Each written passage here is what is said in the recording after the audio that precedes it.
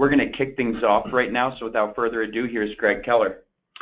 Thanks so much, and folks, thanks so much for joining our webinar today, the total cost of ownership of Active Directory. For those of you who are new to GemCloud does a series of monthly webinars on various topics. Today we're going to choose one that seemingly is a big one for folks sort of exploring GemCloud and learning more about us, because they're struggling and wrestling with these sort of historic and systemic issues of really what the cost of owning a legacy directory is. My name is Greg Keller. I am the company's Chief Product Officer, which means the team and I invent this directory as a service, working tightly with our engineering and marketing and sales teams to give to you a progressive and cloud-based delivery of directory services. We're going to talk about the GemCloud solution at the end, including a demonstration, and just to give you some visibility into what's going on. Actually, our agenda is to ensure you all walk away with an understanding, at least from our perspective, as we have been in the directory industry for now many years, and including our team members here, really what the cost is in its totality of owning a legacy directory service. We'll run down the general costs of running AD and the domain controller infrastructure responsible for supporting authentication and authorization for your end users. We'll then talk about how to model the total cost of Active Directory to give you some sort of mental weaponry on stepping back from the problem space and really decomposing it for its parts in order to assemble a model of seeing all the ownership pieces that you may not be sort of accounting for. Then we'll be open and transparent. Is Active Directory right for you or not? Perhaps it is, and we'll talk about the great reasons why Microsoft's Active Directory domain control solution is still perfectly suited for your org. But then we'll counter that with some reasons why an evolving org may not be suitable for AD anymore. Finally, we'll talk about the total cost of ownership of a cloud-based directory as a service. And then finally, as mentioned, we'll dip into a demo of GemCloud's DAS solution. So let's jump right into the material here. Many of you have seen analogies like this. Owning various pieces of software and infrastructure is not unlike the proverbial iceberg.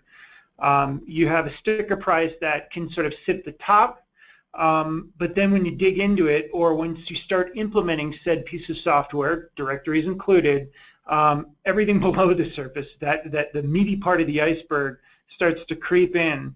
Oftentimes coming in orthogonally to what you had cost predicted or cost modeled when you implemented the software, and over time running the service may not seemingly be as effective as you need it to be, again, from a financial solution. So let's talk about the assumptions that are made when modeling out an Active Directory. When you're running down the general PDFs of price lists, it's often a bit confusing. There's some general top-level pricing, and many of you know them as CALs, Client Access Licenses. Often people think, well, man, I've got my Win server. I sort of own the licensing for that. We'll discuss those costs in a second. And I can just connect my Windows endpoints to that, easy peasy. There's no sort of cost associated. Well, there are.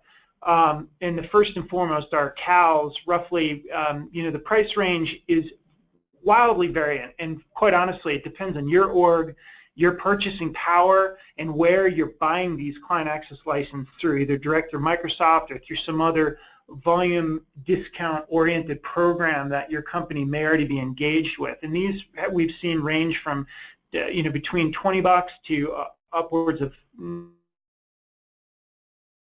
So that's at the surface. Now let's submarine ourselves and let's take a look at some of the assumptions you may or may not be factoring in. We like to call them the hidden costs. So first, let's talk about infrastructure. When you're building out a directory, sort of, a series of domain controllers, obviously you need the stuff to host that on. So either physical servers that you can walk into a server closet and touch, or virtual infrastructure, not unlike your physical infrastructure, but maybe hosted either in your colo or through one of your sort of cloud-based infrastructure providers, AWS, Google Compute, SoftLayer, Rackspace, etc. Often many of these folks have managed services to sort of host your Active Directory, but you need to sort of build in that cost plus the redundancy. In our case, we've seen this type of infrastructure on a server basis, and we are completely talking about robust, production level servers here, nothing in sort of a test capacity. These can range anywhere between 3 and 5K.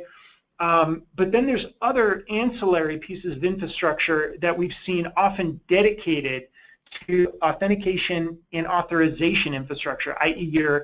in this case, your directory infrastructure, and that's load balancing, making sure you have a direct and sort of efficient way to sort of navigate between server infrastructure. This is most often sort of at the large enterprise organization, 5,000, 10,000 users and beyond, which we've seen. But again, factoring in, depending upon your size, the type of load balancing infrastructure that you may need dedicated to user authentication. So factor that in. And you'll see a pattern sort of emerge here, and that pattern is, I'm going to talk about an assumption, and if it's infrastructure and some other networking, some other administrative needs, just factor in redundancy. I can't speak to how much redundancy you need. We often see it's basically a one-to-one in many cases.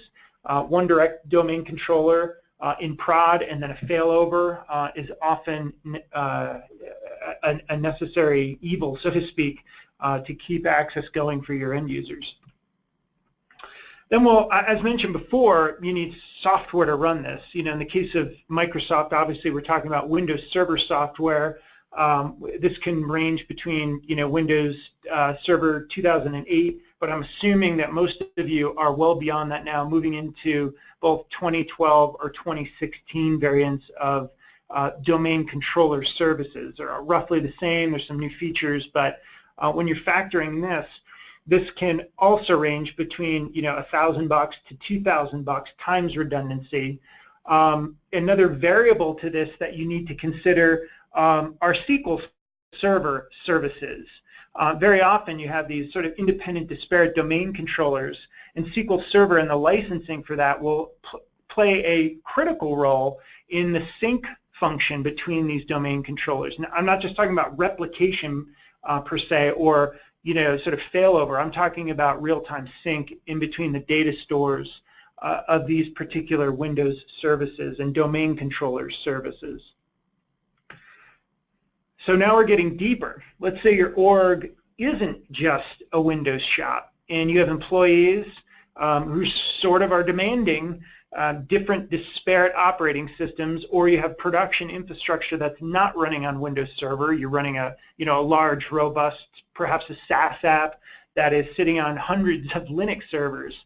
I think without saying or embellishing, you all have, if you are experiencing that and you have these disparate endpoints or operating systems, you have felt the pain of attempting to bind and sort of struggling with the balance of, well, if Windows through Kerberos gives me all this stuff for a Windows endpoint, what do I need to do in order to replicate that functionality across, our sort of sales team's Mac endpoints, or, sort of Linux and all the group and POSIX management that I require? Absolutely, this can be done, but it is at a function of cost and time. So you can work with, again, great enterprise vendors. Centrify is a great example of that, but you need to factor in the cost of what that licensing is in order to bind MacBooks and sort of propagate policies from AD over into Mac into your equation. If you're dealing with Linux, you have to factor in the hard cost of time that your sysadmins needs to implement Samba or WinBind or FreeIPA. Again, there's probably, we can enumerate probably 40 or 50 different open source projects that will help you bind Linux hosts to an AD domain controller. But again, factor in the cost of, do you have the expertise? Do you have the time to make those projects occur and then keep it all alive, humming, up and running 24/7? So again, hidden costs. Moving into a much more progressive area, identity federation. And really what this amounts to, there's lots of ways to describe federation. In the old school term of Active Directory federation, it was, predates kind of SAML. You're talking about the replication of identities in a domain controller across organizations and their domain controllers. In the new school, we're talking about, in effect, SAML-based identity propagation to various service providers. Again, not unlike the sort of Mac or Linux binding, there's a whole world of SAML-based SSO providers that will gladly glue themselves onto your Active Directory domain controllers, or any backing directory. It could be Ldap for that matter, or Jump Cloud for that matter. Ping Identity, and again, Centrify, all of these guys, enterprise players, long in the tooth of being able to do this, but at again, a large cost. You have to factor in what is the cost of me federating my AD credentials out through a third-party service to, in effect, provide my employees, a third-party single sign-on to a service provider. If you're choosing to go the sort of, heterogeneic sort of ADFS route, meaning you're using that particular service of Active Directory or the adjunct to Active Directory, factor in lots of other costs. You need the ADFS federation servers plus various web proxies to sort of talk between these. And again, factor in redundancy. This is, from the calculations we've seen from great customers who have shared these sort of costs, could range anywhere between 3 to 5K per instance. Again, factor in the redundancy. The other variable here is DirSync. This is Microsoft's Active Directory sort of utility that will synchronize if you're using Azure AD, and again, all of those cloud-based services. Again, let's assume you're keeping completely tied to the Microsoft stack and you want to have, that whole family of products. We'll factor in the time and the cost to sort of have all these hops integrating between your AD service and those external services, ADFS plus Azure AD. So moving deeper, so let's assume, great, you've got all this infrastructure set up, you've sort of bit the bullet, you've to sort of buy into the servers, to the implementation, to the setup, to the, identity federation, great. Now you're in the world of managing these servers. Your IT staff is signing up for the fact of, okay, I got a job to do, but one of these jobs is also managing just identity uptime and availability because we own it. You own the servers, you own the uptime and the availability. So when that comes down to it, it's not just sort of, monitoring servers and getting alerts that, one of the domain controllers fell over, that obviously can happen, but then there's this world of other directory things that Active Directory and or Ldap admins are well accustomed to for time ad infinitum, and that is password changes, sort of tending to the employee problem of rearranging their groups and what assignments they need, and again, as mentioned, just the constant ticket flow of hey sysadmin, I'm locked out again. So managing all of that ticket flow. The ways, we'll talk about some of the factors here in a moment when to help you model, but really this comes down to what's your sysadmin time worth? So hold on to that thought, and we're going to come back to that in a few slides. And lastly, I shouldn't even say lastly, this should be at the forefront of your sort of mission, and that is security. Again, Jump Cloud loves the mantra of paranoia is not retroactive, meaning you have to have a high security posture for everything related to your organization, but most particularly the honeypot of information known as identities. So obviously you need to factor in all the costs to specifically monitor and secure the domain controller infrastructure, these have to be classified as a different level of server and a different level of security. Clearly, you have your firewall perimeters, but even in and of itself, your DCs are critical and sort of very privileged for anyone to be able to access. So again, you factor in your time and your cost and availability of monitoring services plus sysadmin time. The other major component to this is actual software costs for things like multi-factor authentication. And when you sort of start to dig into the cost of that, just using the Microsoft services that are becoming available, and let's just pick Azure AD. These are an additional cost. So you're factoring $2 per user on some cadence. It could be a month. You have annual ways to buy these things. But again, it's additional costs that you need to bake into these solutions. So the directory in and of itself doesn't offer these things, but sure, at an additional cost, we're happy to glue them on. So let's move a little bit deeper now. We talked about some of the initial assumptions. Let's sort of take those assumptions, but start talking about means that you can be modeling.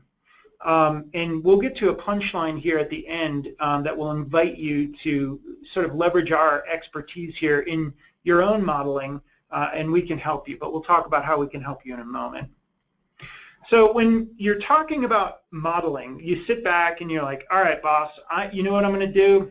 You've charged me with the problem of really investigating, either A, going forward with Active Directory, or because we have it here, or B, we need a directory.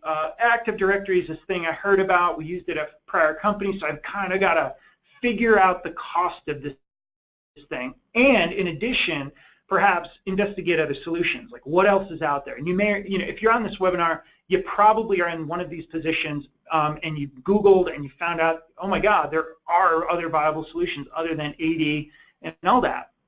So when you formulate your initial set of assumptions, and in the process of you sitting back and sort of thinking about this, you'll be building out a spreadsheet with some functions in it that will help you model the cost of this thing. So these next few slides are to sort of help you think about that. First, you build your base assumptions, like who are we as an org? Do we have AD currently deployed? And you have become wise to the fact that, my God, this is becoming extraordinarily expensive. So, park yourself maybe in that camp. Or, you know what? We don't have a directory. It's clearly getting really difficult to onboard and offboard folks. And how do we gain efficiency for our IT staff to go about the real needs of them and operate our infrastructure, but not be sort of mired in just becoming slaves to managing the domain controllers and all the sort of ancillary tasks around that. You then factor in how many employees do we have, how many systems, endpoints do we have to manage? Like, does every employee have their own MacBook or Windows machine? And frankly, how many Linux servers or Windows servers do we have up there in the cloud? So all of that becomes sort of necessary in the initial modeling of your base assumptions. But then watch, this thing starts to grow, just like that other series of slides did. Then you have to start thinking about setup assumptions. So man, all right, how do we bake in windows of service availability to sort of bring down parts of our network, install these domain controllers, test them, make sure they're ready for production. So all of that starts to bake in. Also, notice in the right-hand column, you're seeing kind of the variables of the, what is the unit of consideration? Is it money? Is it time? Is it both? So we give you sort of a lens in thinking about this. Moving ever deeper, then you start thinking about, the management assumptions. Maybe the person beginning this modeling in the spreadsheet is the manager, the director, or maybe it's the charge of the manager or the director who's going to work with a team of people. You need to factor in who's doing what, and again, what is your time worth? Like, do you necessarily want to be managing password updates, this constant ticket flow, and roll your eyes every time you see, Mary Jane, who always seems to forget her password and gets herself locked out? Are there ways that we can take that off your books so you are focused on other critical areas of making your business move faster and further, rather than get mired in this antiquated way of just managing identities? So again, assumptions here are all related to just the day-to-day, adding users, modifying user accounts, password changes. Also, like, you factor in the management of, like, where is this thing hosted? Am I going to have it here in a server closet or in every one of our brick and mortar offices? Do I have to actually have a domain controller? Or forget it, we're going to try and make this thing cloud-based, and okay, what's the cost of a per hour basis of a really robust Windows server that we need to network to and VPN into and tunnel into? So don't forget all that networking sort of time. Like, what is that worth, right? All of this stuff has to come into consideration. Oh, but guess what? It grows bigger. So then you start to figure out other deeper cost assumptions. Like, again, we've been hitting on this sort of sysadmin and consultant time. Perhaps you need an AD expert. You know, frankly, this could be Ldap too, but we're sort of hitting on the Active Directory theme here. Where do you find an MCSE in your region? Perhaps, you know, yeah, okay, so you can find them. The good ones are expensive. You know, we see rates, you know, Colorado is probably different than, you know, the Bay Area, which is different than, you know, New York City.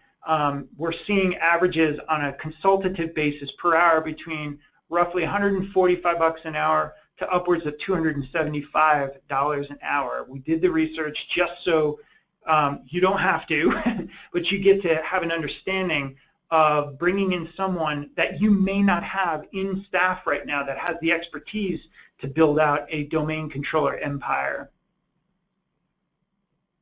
So as mentioned, you don't, all the stuff that I just walked you through in these past few slides, don't stress about it. We have a whole team of people here in our success and our sales team that would love to work with you on this. So write down this number or sales@gemcloud.com and say you're interested in working with us on the ROI calculator, or the total cost of ownership calculator for Active Directory, and we will work with you to input these variables into your own customizable framework and worksheet.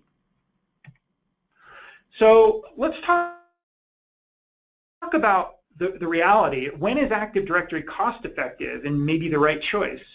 So quite honestly, it's there when, and it can be a phenomenal go-forward sort of product. And actually, let me take a step back. You know, yeah, we're talking about hitting on the total cost of ownership of AD. It is a phenomenal product. There's a reason why companies, even ours, tilt our hat to it. And if you are an organization that is, you're 100% Windows, you have existing on-premise infrastructure, you know, let's say network file servers and, you know, home directories that are mounted within your firewall on a physical, like Synology NAS or something. You on staff have MCSEs and Microsoft folks who this is reflexive for them. Like, to build a domain controller, not a problem. To manage it, not a problem. To scale it, not a problem. And finally, you know, if you have like very strict regulatory mandates, which we honestly do see, where your identity solution has to be owned on-prem, and yes, we've seen that. Don't look any further. Stick with AD. It's going to do the job for you. Just bake in the appropriate costs in your modeling to go forward in an enterprise like that. It's going to be great for you. But there's a gazillion other people that aren't quite in that boat. So when isn't it cost effective for companies like you? And here's what we hear every day, and this is just a short set of bullets. Like, what are the driving reasons why people are searching and finding a product like GemCloud's Directory-as-a-Service? And they are, well, you know, you have a goal to bridge cloud and on-prem, or maybe a big, hairy, audacious goal to be all cloud by the end of 2017. And you start to reverse engineer the components that are left, that exist on-prem. And guess what the main one is? A directory service. So if your goal is to release the control of all of that stuff on-prem and move to cloud or SaaS-based solutions, one of which is a directory, we're going to be we're going to be in play for you, so to speak. Another one that we see, Windows, I've lived as a person now almost 25 years in software R&D. I've lived these massive sort of Microsoft enterprises. I was a player in the world of the Microsoft AD game. But in this case, now we're seeing over the last N years, I would say since 2005 and 6, we started to see sort of that first inflection of kind of these MacBooks penetrating the enterprise. At first they started with like, some senior level executive like the CTO who maybe knew Linux at one point in their life, and now there's this shiny new, Linux-based Mac host that people love. And guess what? Now it's radically changed. Your employees are using them at home. They want the same computing experience in the office walls. Many of them now, millennials, have no experience with Windows. They don't know the world of the start button. So your companies are changing. Your profile is changing. You're onboarding new people that demand different styles of computing. And even if we move out of Mac in Linux, you talk about mobility, iPhone, or iOS or Android, etc. Often the companies that we're talking to, these are large companies. They have sort of sysadmin staffs of 5, 10, 15, oftentimes upwards of 20 members of the staff. But here's the interesting pattern that we see. There's very little Microsoft experience in there. You have younger, I'm an old guy so I get to say younger, the sort of 20 to 30-year-old set who didn't, their sort of IT experience didn't come in the vein of Microsoft and getting those certifications. They came in as Linux sysadmins, and now they're sort of dealing with some employee endpoint problems. Not a lot of Microsoft experience going on. That is a reality for many of the people coming into our purchasing flow right now to work with us. So it may not be for you out there on the webinar, but this is what we're hearing. And finally, not to get too deep and mired in the world of sort of financial reporting, but we see every day folks figuring out ways to sort of reduce CapEx and move to the sort of variable form of operational expenditures, which SaaS solutions are very attractive in many cases. Again, it depends on the asset, but this is an example of that. Do you need CapEx, as controlling your domain controller services or your identity services? So it's up to you to decide in your organization how, when, and where that makes sense. So with the above said, here's where I sort of do some self-promotion of the company and the product, and then of course, being the chief product nerd, I want to show it to you so you get to kind of see how it functions in action. The team and I built this product with the hypothesis that we want to be the first directory as a service, meaning is it necessary anymore, this is the hypothesis part, for directories to be always available, extremely secure, and provide support for a modern growing company that is cloud forward and really wants to be agnostic of the operating system, or have any vendor force their hand on a decision of the resource they would like to buy and use within their company. And that was why we built our directory as a service. So when you simplify what we do, like any directory, we do three things. We own the user identity from an authoritative point of view, and we connect that identity to the things it needs. These are real people behind these identities, so they need system access, they need application access, and then they need access to the networks that they can even traverse to get to those other resources, systems, and apps. How we do this is through a complete cloud-based delivery, and the concept that we embraced very early on was to do this, and to do this right, we have got to embrace protocols and really be the experts at them. So from a networking perspective, lower left corner of that circular diagram, we're all about radius as one example. so you can connect to networking protocols through VPNs, etc. So we deeply support the Radius protocol. On the other side, apps. Well, there's lots of ways to connect to apps. We've got the SAML2 protocol, so we can assert your identities to service providers in the cloud. That's fully supported, but also things like Ldap. You know, you have plenty of apps, some of which still may be on-prem, that need to speak to the 30-year protocol known as Ldap. And our directory supports the protocol in its completely with RFC 2307 as the core schema that we're using in order to connect those apps to our directory cloud-based identities. Our systems are managed through a very progressive agent-based solution. Again, you're going to see this live in just a few seconds. So just to, you know, for those that are sort of window Active Directory sort of historians, this is not, we're not using the Kerberos method or IWA in order to integrate our endpoints. We're using an agent, and you'll see very quickly it gives you lots of power and flexibility and features when you're using the agent.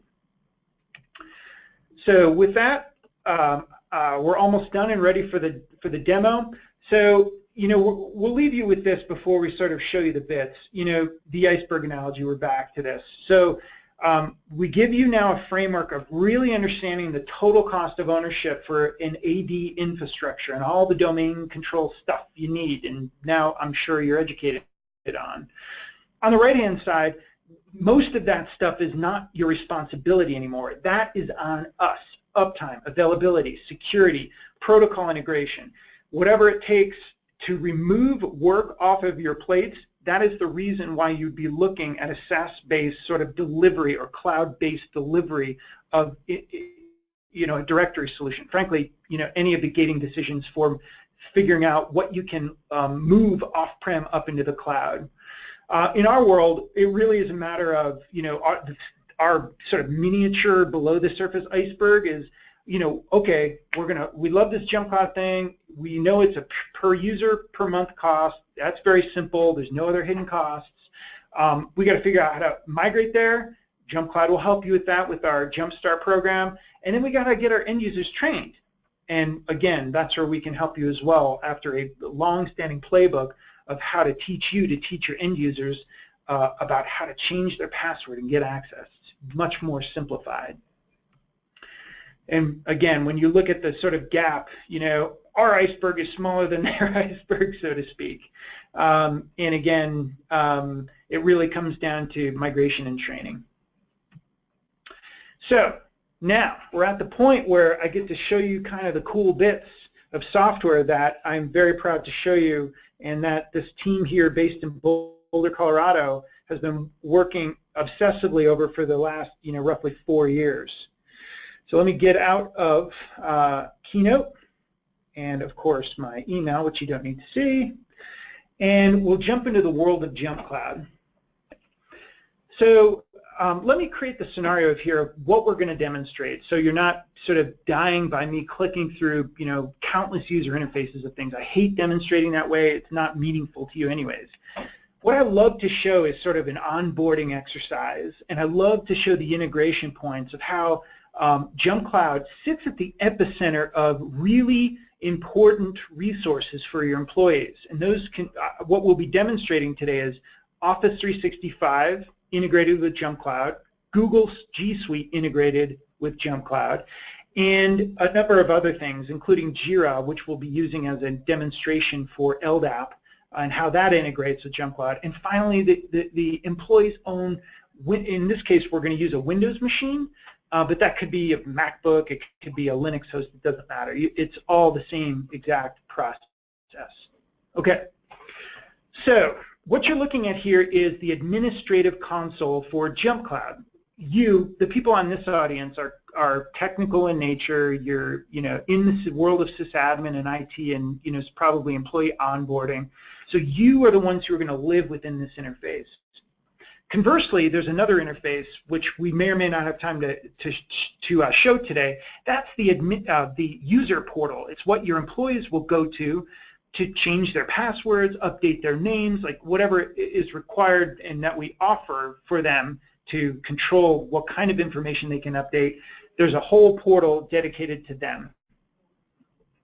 So let's start our demonstration like this. We're going to actually bail out of JumpCloud for a second, and we're going to go to an interface that some of you on this call may be familiar with. And this is the Office 365 administrative portal. So why am I here? I'm going to start this demonstration by building an identity in this service first. And the only reason why I'm doing that is so to be able to show you that I can consume and import pre-existing identities. Note that at any time I could do the inverse. I could drive everything from JumpCloud to push identities out to Office 365 or out to Google, which is what I'm going to show you. But I want to start here, just so you know someone. First thing that I'm going to do, new user. All this is being done live, so I'm going to make some stuff up here. I'm going to call this guy Vince Johnson. How about that? His display name is Vince Johnson, but his username will be under the standard vince.johnson. And this is an actual domain we use for demonstration in some QA. This is all live software. So I'll add Vince. Great.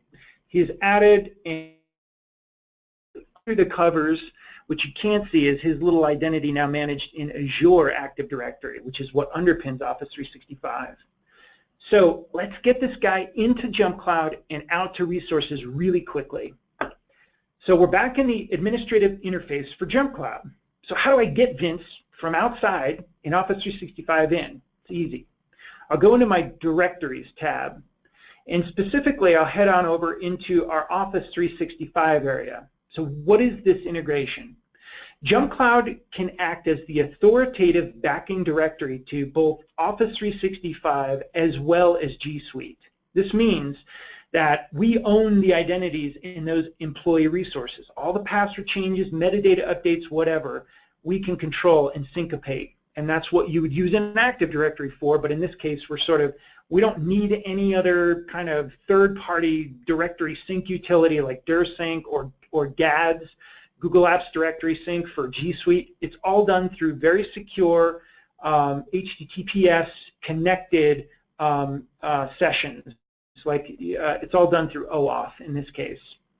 So I'm going to import my Vince guy. Let's go find him. Here's Vince Johnson, the guy I just added. I will select him specifically and import him. Now, what this says to me is, great, one import has been successful, and now let's go find Vince in the directory. Let's do that together. So I'll head over into the Users tab, and let me just simply search for Vince. And here he is. So we have now this raw identity imported.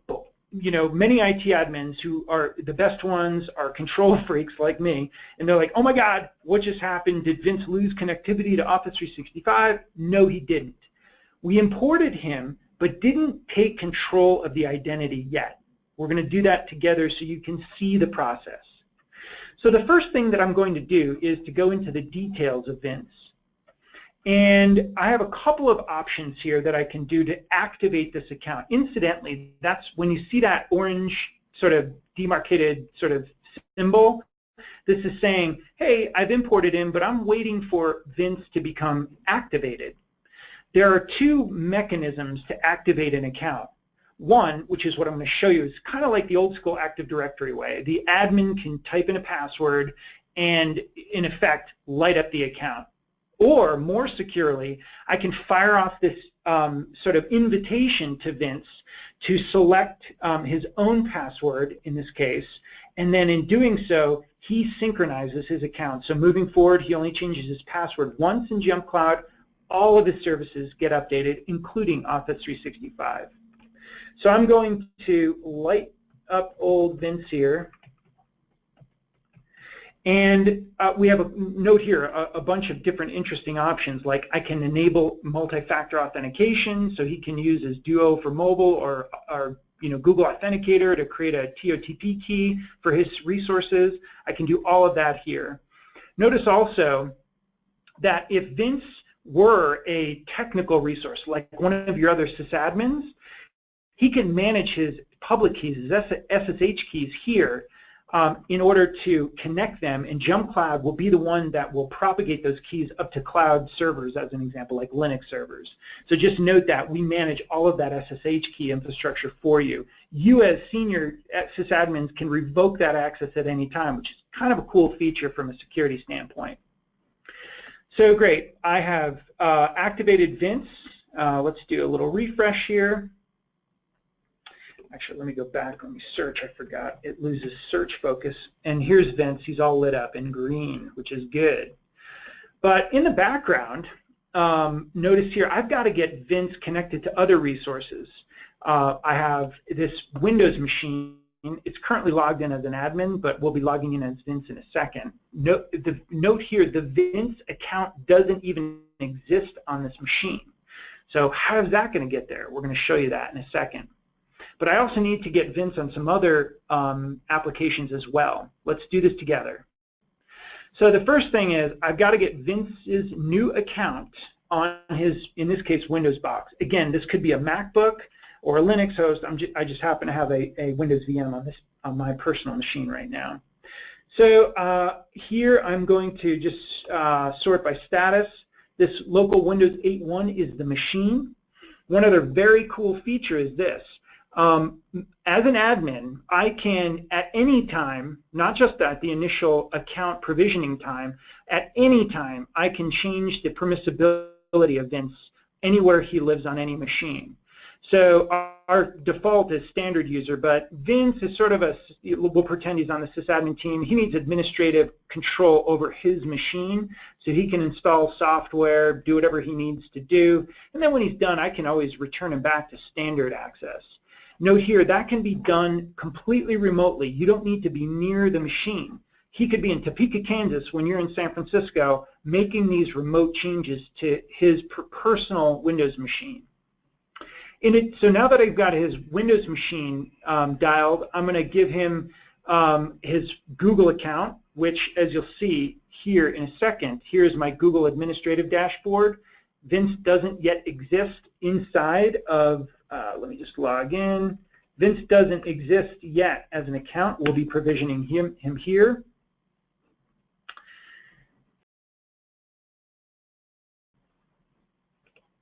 So now you should be seeing a Windows machine. Great. Let me move back into JumpCloud. And so we're going to give him his Google account, and while we imported him from Office 365, by me selecting this checkbox, I'm going to take full ownership. JumpCloud is going to take full ownership of that identity in Office 365. So great, let's save him. So let's go to the machine endpoint first. It's kind of a cool demonstration to show. As mentioned, I'm currently logged in as an admin, but how am I going to get that account on this box? Again, this box could be in Topeka, Kansas. It's a physical laptop. I'm in San Francisco. The way we do this is as follows. Let me go back into the JumpCloud admin console, into Systems.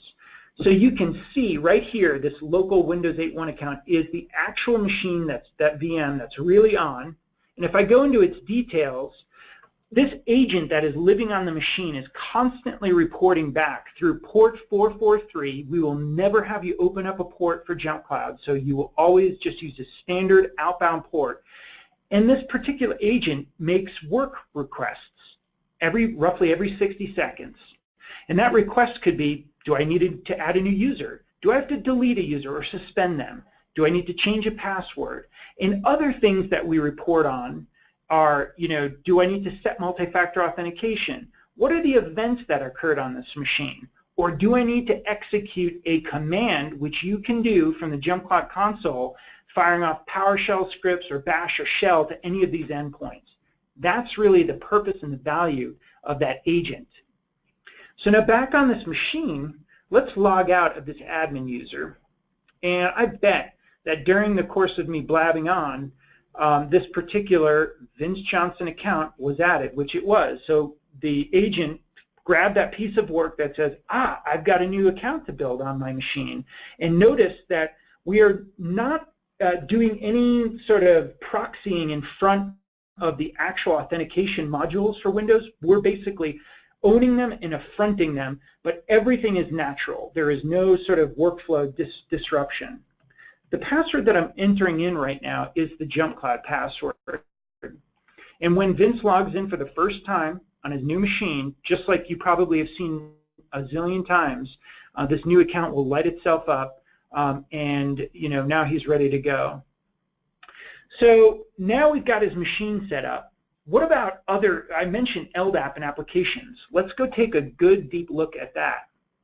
I'm going to slide over to a Windows machine. Here, let me make sure I'm sharing that. Do you guys see? My staff is saying, yep, we see it, good. So what you're looking at here is a Windows server. I think it's a Windows 2012 server. On it, I have my own Jira stack. So this is a great example of a quote-unquote on-prem resource that is using the Ldap protocol to connect to JumpCloud. Let me show you that in detail. So I'll head over into user directories. I need to log in for security.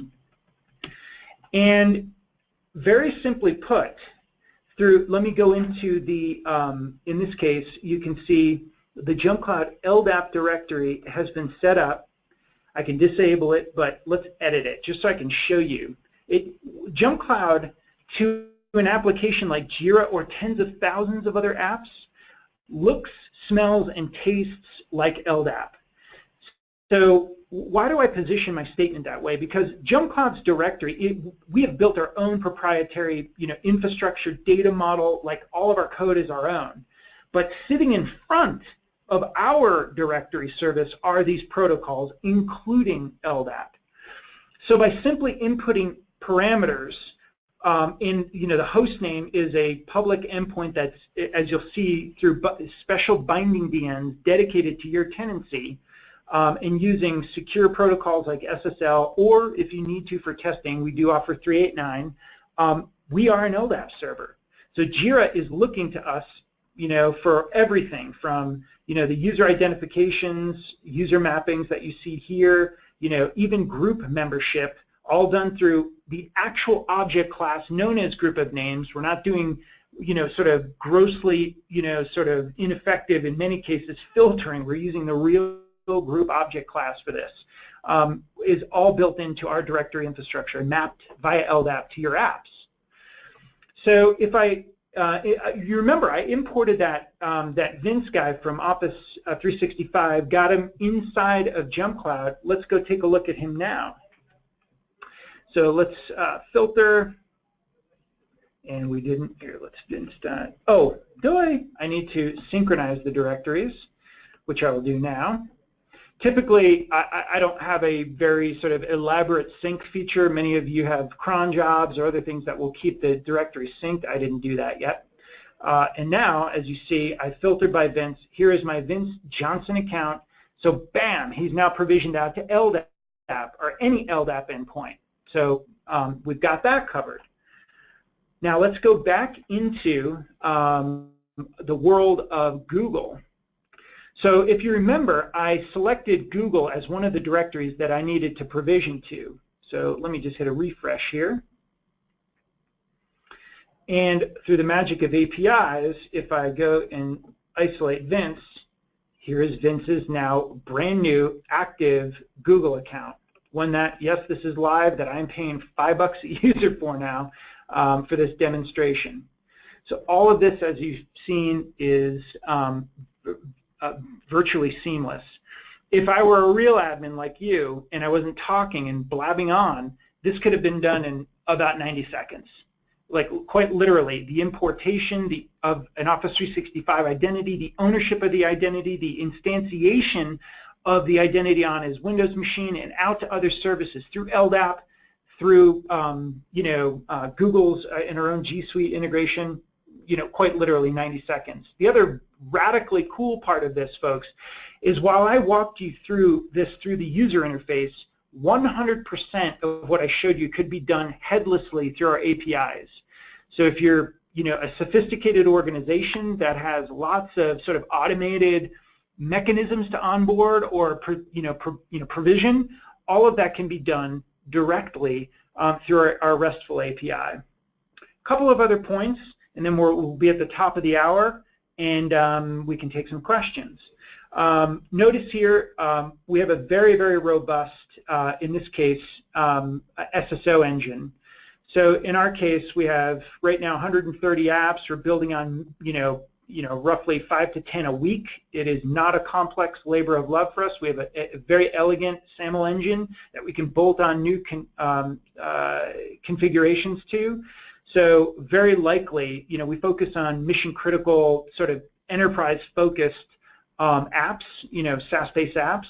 So another way of saying that is you're not going to find Netflix in our particular configuration screens. However, you may find our SAML 2 generic connector to be more than robust for you. The command execution facility I mentioned gives you the ability to execute scripts. They could be policies. They could be any number of pieces of code that you've created that you need fired off to endpoints. So if I edit one, like here's one for a Mac called Disabled Guest Access. And if I look at the code within it, I can manage this all up in JumpCloud, select the machines that I need to fire it off against, and basically schedule that to run and hit these various endpoints. So again, you have the opportunity to fire off commands directly out of JumpCloud's UI. Finally, Radius. I mentioned early on we are very similar to our Ldap as a service or Ldap protocol. We have Radius as a service. So you get to, through our user interface, build as many Radius servers as you need, one or many, and provide unique access to those employees to various resources. One of the most popular use cases is wireless access. And so our customers, in effect, build Radius servers. More often than not, they're connecting a Cisco Meraki wireless access point or series of access points for a given office so that they never have to share an SSID or password again. Each employee uses their own set of credentials in order to uniquely authenticate on the network. The same applies for VPN, which can use Radius. So there it is, folks. That is JumpCloud's visual overview of Directory as a Service. And now let me dip into our Q&A session. So the first is, this is a softball coming from Keith. Can we get a copy of these slides? Absolutely. In fact, you're going to get a follow-up email that will also provide a link to this exact webinar. I see a question. How well does JumpCloud work if we have international branch offices, mainly in China? Any concerns about the Great Firewall? To date, no. We have not experienced admittedly, our small footprint of folks in China using our service. That is not an exhaustive conclusion, though. We would ask that you absolutely evaluate this. You install the agent on a system endpoint as one good use case within the region, within China somewhere, and perform some sort of analysis. To date, we have not heard of any issues, but again, not conclusive. Let's see. Any possibility to use the shared public folders as done in Exchange Server in the Windows environment? This is a bit of a nuanced question. So the answer is definitely maybe. I would suggest in this particular very nuanced question to fire off a note to my success team at support@jumpcloud.com and to work with you specifically on that. Another great question. The group policies can be applied to the users using Linux MacBook. The answer is yes. Let me be very clear though. We're not talking about migrating your group policy objects that you may currently have in sort of your Active Directory now and sort of mapped over into those endpoints. We don't do that. That's, if you want to continue using Active Directory, you may find comfort in a product like Centrify that does that. We offer our own system of policy management that can then be connected to Windows, Linux, and Mac endpoints. endpoints. So that's the way we position that. Another great question, and this is classic, how does JumpCloud assure high availability? What technology does it use? Is it Linux clustering or Windows clustering? So without getting into all the secret sauce of proprietary details, let me sort of elaborate or enumerate a number of things. We use one of the world's most known cloud hosting providers. We have our own tenancy there, and we are distributed around the globe. This company is very deeply invested in Linux. So again, using our own proprietary architecture, yes, the only way to get sort of a global performing, continually scaling piece of software is, we firmly believe, Linux and all the ecosystem products to be able to, or I should say, languages that integrate with Linux directly versus Windows servers. From an admin perspective, how would you know that a user profile is deployed to a machine? Awesome question. Let me show you. So this is coming in from Ryan. I will reshare my screen again, and you guys should be seeing that. Let's go into, I just have to minimize my, my webinar controls here. Let's go into this guy, Greg Agosta. So when I open up Greg's particular, this is his view of the world, or your view of Greg's view of the world, so to speak, as an admin, I can go into system bindings and check this out. I know that Greg is connected to this particular Windows 2008 server up on Google Compute Engine and his own MacBook, and it looks like he's offline right now, right? Or if I need to expand and give Greg other access, I can, in this case, dip into and give him access to this Linux cluster, and he's going to be sudo without password. So I can make all these changes on the fly. So that's how that is done, Mr. Ryan. What is the bandwidth requirement if we have about 500 to 700 users in an office? Any calculations? It's quite honestly, I don't have that off the sort of the tongue, so to speak. This is coming in from Ankit, but you can work with our success team, support@jumpcloud.com. But to give you some guidance, it's extremely limited. You don't have to do any special elaborate networking just for us. It's very, very minimal footprint, A, on the machine, and B, the network calls are extremely minimal. Another question coming in from Ankit, can the import be scheduled from O365 or Google? The answer is not yet. It is definitely on our roadmap, and that is a wonderful question to be able to sort of either event drive those inbound requests to import new users, or do it on a scheduled batch basis. That's sort of analogous to the GADS utility if you were from the Google to Active Directory world. Another question from Daniel, can you demo a JumpCloud user account logging into a Linux or Mac workstation? Probably not here on the fly right now, but that is like ridiculously easy for folks that have all that stuff on their MacBook. I do have a Parallels instance, but it would take me a second to sort of fire up, and we're over the hour now, so sorry, Daniel. Next, with the SSO directories you have now, does that mean we don't need something like Okta? Awesome question. The interesting part about us and Okta, we're actually in many, many common accounts together, Okta is, we all kind of have like a directory component, but in many cases, we are still looked upon as sort of a traditional directory, sort of the basement, so to speak, that connects to all the physical resources like an employee's MacBook or an employee's Windows laptop. And Okta will sit on top of us, tied through Ldap, so that it can authenticate through us. And they actually have a really wonderful just-in-time authentication and provisioning mechanism through Ldap directly from our directory. So long-winded way of saying we're probably more like a peanut butter and jelly solution than sort of two different competitive directories. Another question, we have a time and attendance system and an ERP system which are currently synced with AD. What's the possibility to use JumpCloud to achieve the same? Is it possible to get the user attributes and API for sync? All right, so That's a major question, and it is something that is very nuanced. It is a function of many of these applications allowing for a generic open LDAP sort of synchronization kind of interface. We found that many of the sort of long in the tooth ERP systems were built at a time that they only include like sort of the Active Directory style objects, which is unfortunate. So you can work with our success team and we can help you evaluate and tell you what objects are available and what aren't. But it's a little bit longer of a question than what we can answer right now today.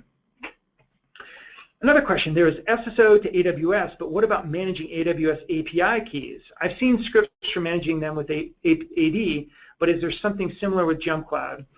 We would definitely recommend, in our case, leveraging, while we don't necessarily manage the AWS API keys per se, we have a very elaborate SSO system that uses our backing identity to give you access to the, depending upon what role you are in IAM, to authenticate against the appropriate dashboard. So that's the extent that we work with Amazon IAM from a access and login perspective. Now, if you're talking about managing Linux servers on AWS, that's an entirely different question and something that is, again, a little bit more nuanced that we would love to talk to you, Jason, one-on-one about and how we can make you more effective there. Ray asks, does JumpCloud work with an organization with G Suite and Office 365? Can we remove our AD for JumpCloud and for JumpCloud to take its place? Yes, and I hope, Ray, that that's kind of like what you saw, and that's one of the primary reasons why I used both Office 365 and G Suite in my demonstration to really show you that JumpCloud can sit at the epicenter between those two critical employee resources. And finally, can JumpCloud provide the directory data that FileMaker databases look for? PACS, it's a nuanced question. Some yes now, but we have a roadmap that's going to include more deep object classing to network access file share serving in the very near future. So something we would want to talk to you one-on-one about. And again, you can get these questions answered, all of you, through support@jumpcloud.com. That goes to my success team, and I see every one of those tickets. So, folks, with that said, you have been more than gracious. At my clock here in Boulder, Colorado, it is exactly noon 06. And on behalf of the team and this company, I want to say thank you for sitting tight and listening to this presentation, and for all of those that will probably watch this at a later date through our video recast. With all that said, have a great rest of your work week, and thanks for joining.